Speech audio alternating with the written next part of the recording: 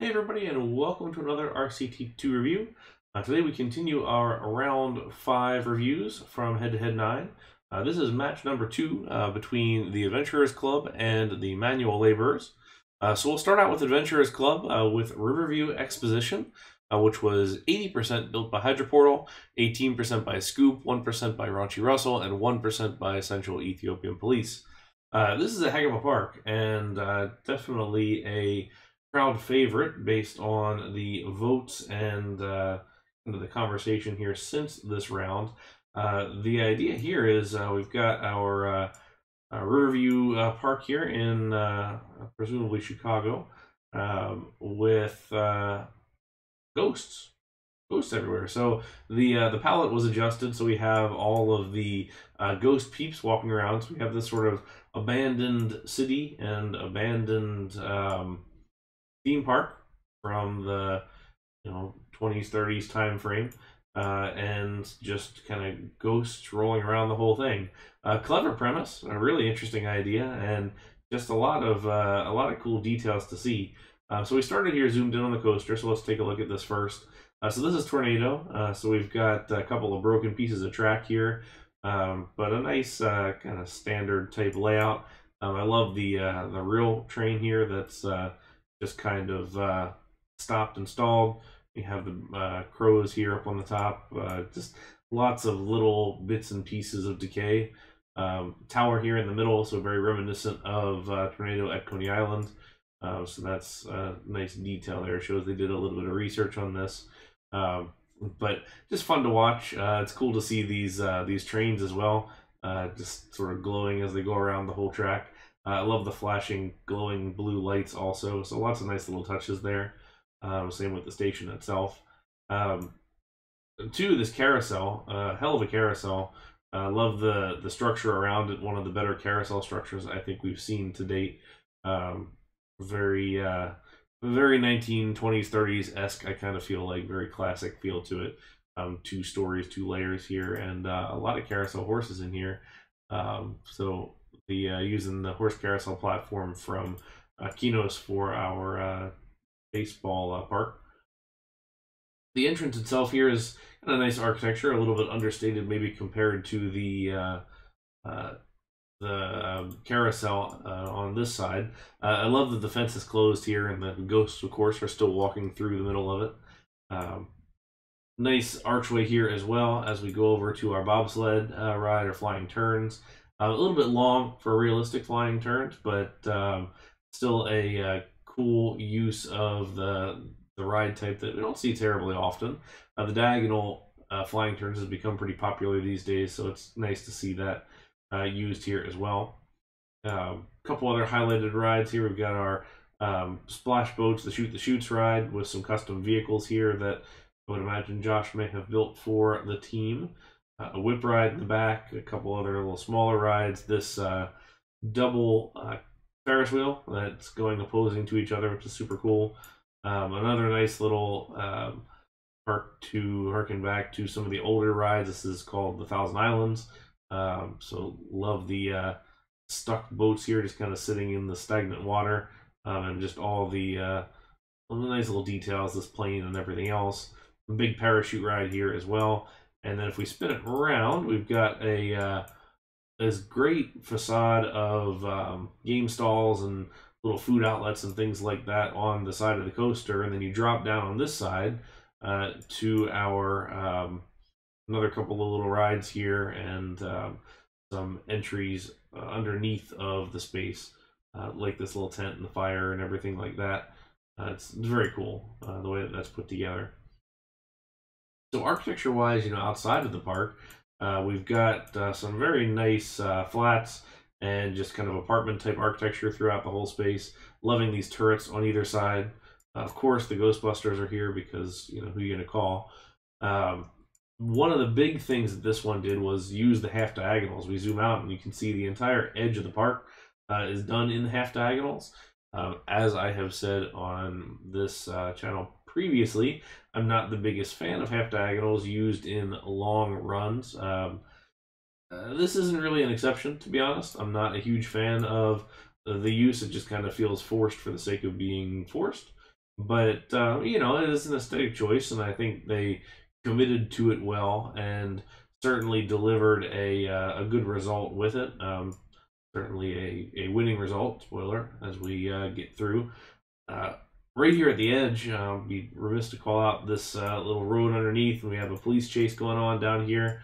Um, Presumably, this is present day here in the abandoned theme park, as the vehicles aren't ghosted.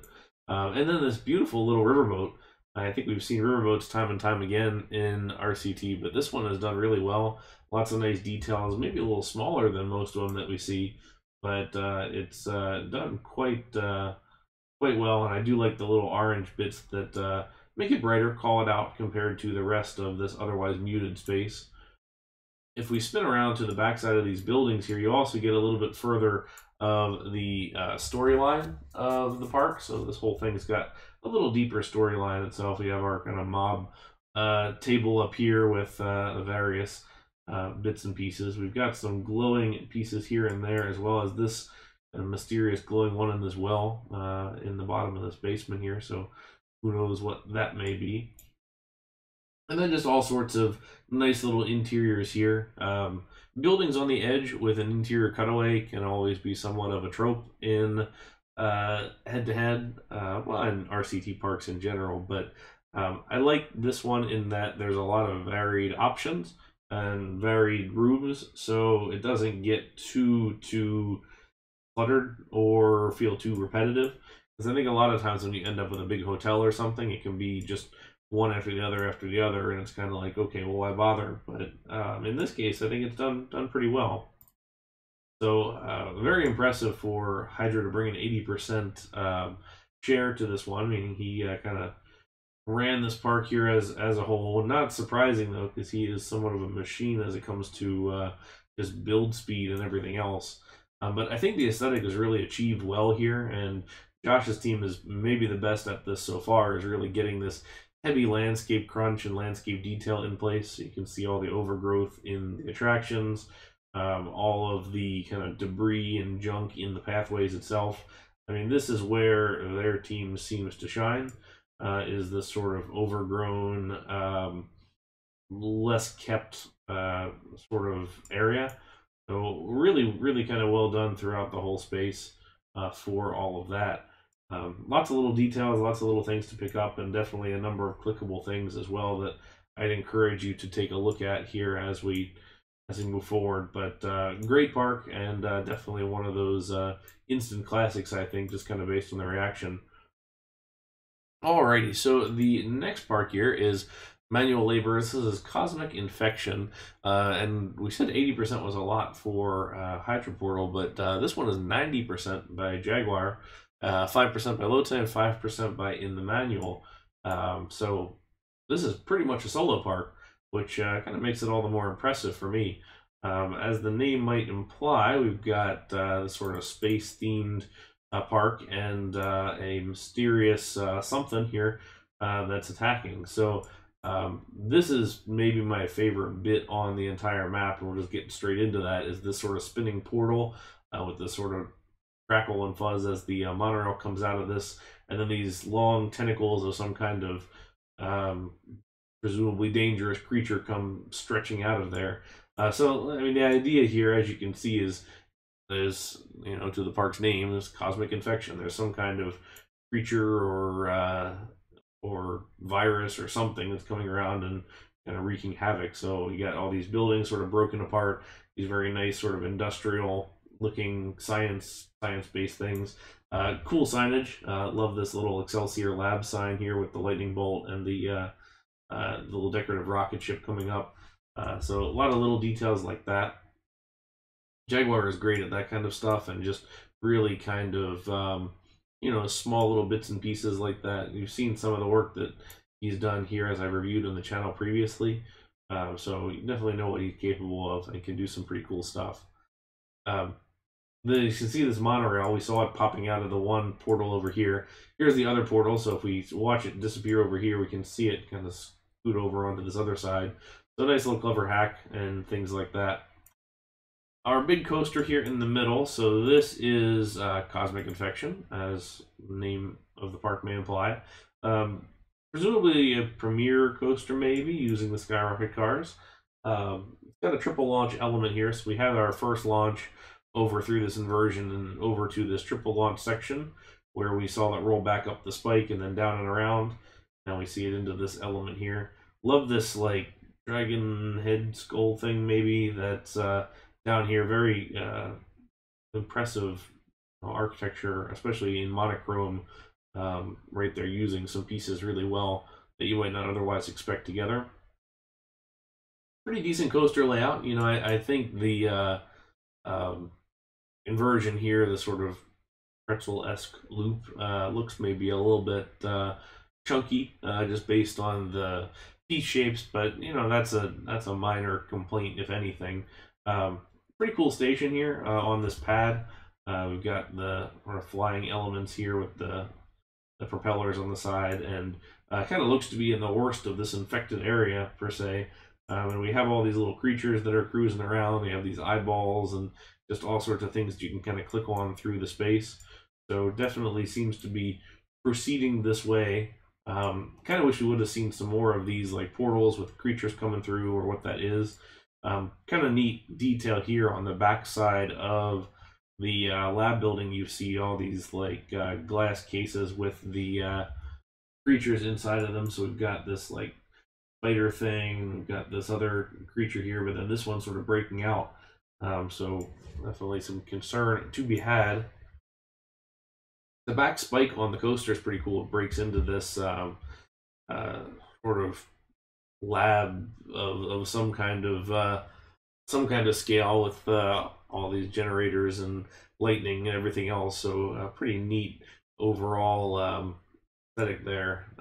It matches the overall look here, which is a nice kind of very clean industrial modern, like the whites, the blacks, and then the accent colors and everything, combined with this sort of red oozy details of this infection of some kind as it comes in through the whole thing. Over on this side, we've got a single rail coaster. So this is a rocket bike prototype testing, which is kind of neat to see because you don't really see single rail coasters very often in the game, especially in a head-to-head park. So that's always nice to see a little bit of detail there. And then down here, another ship and some cool little details there as well. Crashed ship here using the motion simulator, which is a pretty good use of that ride type.